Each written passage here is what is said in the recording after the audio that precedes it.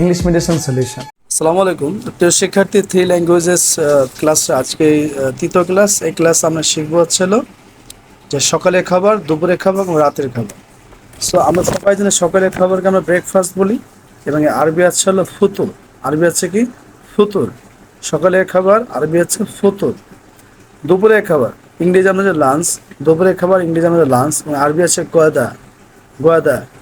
এবং রাতের খাবার আরবি হচ্ছে, ইংরেজি হচ্ছে ডিনার, এবং আরবি হচ্ছে কি আশা। সো প্রিয় শিক্ষার্থী, আপনাদেরকে আমরা কিভাবে সকালের, দুপুরে এবং রাতের খাবার নিয়ে কথা বলতে হবে এই তিনটি শব্দ শিখালাম। অর্থাৎ সকালের খাবার ব্রেকফাস্ট, ফুতুর; দুপুরের খাবার লাঞ্চ, গাদা; এবং রাতের খাবার ডিনার এবং আশা।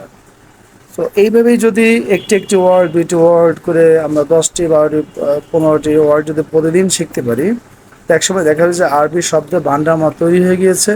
এবং আরবি ভাষা খুব সহজ, যার কারণে অল্প শব্দ শিখে আপনি বা আপনার বাচ্চাকে আপনি অবশ্যই আরবি শেখাতে পারবেন।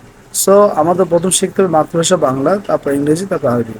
এখনই সময় আপনার বাচ্চাকে ট্যালেন্ট তৈরি করার, এখনই সময় আপনার বাচ্চাকে আন্তর্জাতিক মানের একজন মানুষ তৈরি করার। এবং এই আন্তর্জাতিক মানুষ তৈরি করতে হলে তাকে থ্রি ল্যাঙ্গুয়েজেস, বিকল্প কোনো পথ নাই।